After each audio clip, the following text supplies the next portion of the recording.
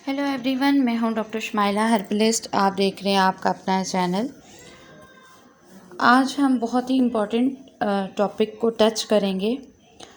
बहुत ही इम्पॉर्टेंट है। अगर इन चीज़ों के ऊपर हम गौर नहीं करते तो खुदा ना खास्ता लिवर सिरोसिस, जिसे जिगर का सिकुड़ना कहते हैं, इसकी तरफ हम जा सकते हैं। इसके असबाब क्या होते हैं और इसकी अलामात क्या होती हैं, इसके बाद इसको ट्रीट किस तरह से किया जा सकता है, ये सब इसी वीडियो के अंदर शेयर करूँगी। तो सबसे पहले हम ये जान लेते हैं कि क्या ऐसी अपनी लाइफ के अंदर ऐसी चीज़ें हैं जिनको हम स्टॉप करें या बहुत ही कम लेना शुरू कर दें। हमारी डाइट के अंदर अगर देखा जाए तो सबसे ज़्यादा सॉफ्ट ड्रिंक्स का इस्तेमाल होता है। सॉफ्ट ड्रिंक्स जितनी भी हैं, इनकी जो पोटेंसी लेवल है या इनका जो फार्मूलेशन है वो इस तरीके से है कि जैसे ही आप पिएं और आपकी जो स्टमक है उसके अंदर तेज़ाबियत का ये इजाफ़ा कर देते हैं। इसकी बाकायदा रेशो जो है मुकर्रर की गई है और जो बॉडी की, हमारे ह्यूमन बॉडी की जो रेशो है उससे कम है।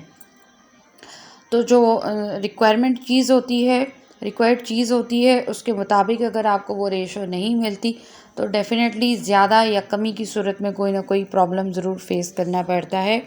तो सॉफ्ट ड्रिंक्स की चूँकि ह्यूमन बॉडी से कम होती है रेशो, इस वजह से तेज़ाबियत का सामना करना पड़ता है। तो सबसे पहला इफ़ेक्ट जो है इन चीज़ों का वो आता तो स्टमक के ऊपर है।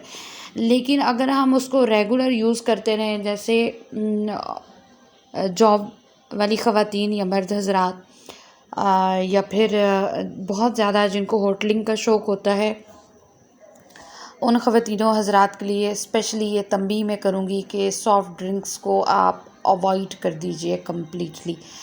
क्योंकि किसी भी वक्त ये ऐसा मर्ज़ है जो कि किसी भी वक्त अटैक कर सकता है और इसकी जो सिम्टम्स होते हैं वो स्टार्टिंग के अंदर हमें मालूम नहीं पड़ते। एक चीज़ होगी।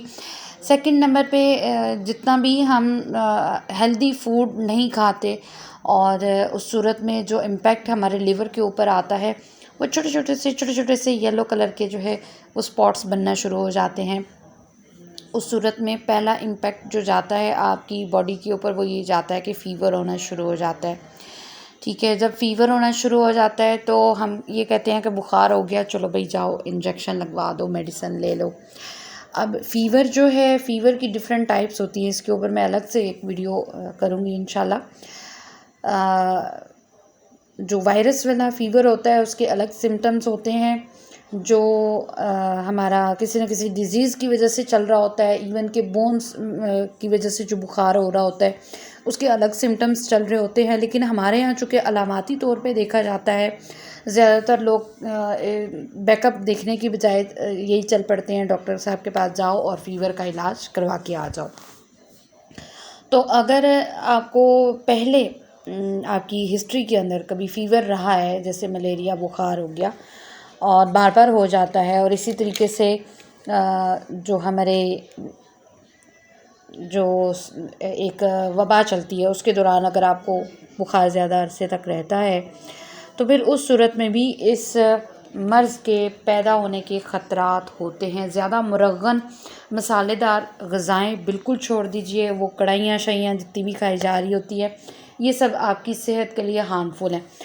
हाँ, सादा ग़िज़ा जितनी खाएंगे उतना बेहतर रहेगा, लेकिन कभी कभार चिल का मूड बन जाता है, कभी कभार खाने में हर्ज नहीं। लेकिन जो लोग लगातार इन चीज़ों को लेते हैं तो उनको ये प्रॉब्लम फेस करनी पड़ सकती है। अब इस मर्ज़ में होता क्या है, इस मर्ज़ में जिगर के किनारे मोटे हो जाते हैं और भारी हो जाते हैं, और जिगर का साइज़ जो है, हुजम जिसे कहा जाता है, वो कम होना शुरू हो जाता है। शुरू में जिगर बढ़ा हुआ महसूस होता है तो हम क्या करते हैं कि अल्ट्रासाउंड में भाई बढ़ा हुआ जिगर आ गया है या टेस्ट में बढ़ा हुआ जिगर आ गया है तो चलो जी लिवर को कम करने की, उसका स्वेलिंग उतारने की जो है वो कोशिश की जाए, या अगर चर्बी चढ़ गई है तो उसको किया जाए। लेकिन ये ट्रीटमेंट या इलाज जो है, मैं आपको बता दूं बिल्कुल क्लियर कि जो भी इसका ट्रीटमेंट किया जाएगा वो इस तरह से किया जाएगा कि हिस्ट्री को मद्देनज़र रखते हुए इसका इलाज किया जाता है, क्योंकि ये सीवियर केसेस के अंदर आता है।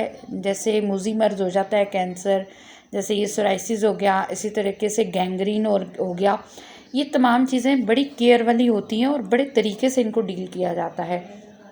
सोराइसिस बेसिकली लिवर का सिकुड़ जाना होता है, और अगर यही मुरगन ग़िज़ाएँ हम जारी रखते हैं, अक्सर औक़ात ये देखा गया है कि फ़ीवर होता रहता है, उसको इतनी ज़्यादा इम्पोर्टेंस नहीं दी जाती। फ़ीवर किस वजह से होता है कि जब आपकी बॉडी के अंदर कोई ऐसा जर्म या कोई ऐसी बीमारी एक्टिवेट हो जाती है, उस सूरत में हमारा जो इम्यूनिटी का सिस्टम है अल्लाह ताला ने जो रखा हुआ है वो एक्टिवेट हो जाता है और अपनी एक प्रॉपर फ़ौज तैयार करता है। उसमें आप देखिए तो आरबीसीज़ आपको ज़्यादा नज़र आएंगे, आपको ईएसआर भी आपको ज़्यादा नज़र आना शुरू हो जाते हैं अपनी रिपोर्ट्स के अंदर। तो इस तरीके से करके वो मुदाफ़ती निज़ाम जो है जब फ़ाइट करता है तो उसमें भी टूट-फूट होती है, लाज़मी सी बात है। लेकिन अगर हम उस चीज़ को फ़ीवर को कम करने की सिर्फ अलामाती इलाज को देखते हुए अगर हम फ़ीवर को कम करने की मेडिसिन हम लेते रहेंगे तो वो जो हमारा मुदाफ़ियाती निज़ाम है वो कम होना शुरू हो जाएगा और आखिर में जाके क्या होगा कि वही बीमारी जिससे लड़ने की ताकत अल्लाह ताला हमें दे रहा था उसी पे जाके हम पहुंच जाते हैं। अब इसकी अलामात क्या होती हैं वो भी देख लेते हैं। अलामात के लिए हाजमा की ख़राबी, मतली कै का आना, हाथ पाँव और पेट पर सूजन हो जाती है, ज़ुबान गदली मैली सी रहती है सॉरी, यानी कभी जो है उसके ऊपर आपने देखा होगा कि पूरी की पूरी जो है वो येलो लेयर सी कायम हो जाती है, कभी उसके ऊपर वाइट लेयर कायम हो जाती है। तो इन चीज़ों को ध्यान देने की ज़रूरत होती है। और अगर खुदा न खास्ता इस तरीके की बीमारी हो जाए तो घर के अंदर उसको ट्रीट कभी भी ना करिए, क्योंकि आपको नहीं पता कि स्टार्ट के अंदर वो बढ़ा हुआ जिगर आपको नज़र आ रहा होगा या फैटी लीवर आपको नज़र आ रहा हो और बाद में चल के वो सोराइसिस के अंदर हो जाए, तो ये आपके लिए बहुत ही क्रिटिकल बात होगी, क्योंकि इसकी आखिरी स्टेज तो वही है सर्जरी के, आपको लीवर एक नया लगा दिया जाए। सादा खुराक के ऊपर फोकस कीजिए, दाल दलिया जो होता है उसका इस्तेमाल कर लीजिए। उसके बाद जो ये हमारी बकरे की यखनियाँ होती हैं इसका इस्तेमाल कीजिए, काबली यखनी जो बनती है उसका इस्तेमाल कीजिए, और रोटी वगैरह जो है ये छुड़वा दी जाती है। इस तरीके की सादा ग़िज़ा इस्तेमाल करवाई जाती है जो आपके लिए हेल्दी हो, लेकिन वो आपकी बॉडी के ऊपर ये इम्पेक्ट ना आए कि आपका जो वेट है वो रिड्यूस होना शुरू हो जाता है इसके अंदर। तो इसलिए उसको मेंटेन रखना बहुत ज़रूरी होता है, वरना खुदा न खास्ता कोई सा भी मिसहैप हो सकता है। तो ये तमाम हिस्ट्री जानने के बाद ही इसका ट्रीटमेंट किया जाता है। इसलिए मैं बिल्कुल तंबीह करूँगी आपको कि अगर खुदा न खास्ता इस तरीके का कोई मसला चल रहा है, बार बार बुखार हो रहा है, बोन्स का हो रहा है, या किसी और आप अमीबाई किसी पेचश वगैरह में या जरासीमी बुखार के अंदर बार बार मुब्तला होते हैं, तो घर के अंदर उसको ट्रीट ना करिए।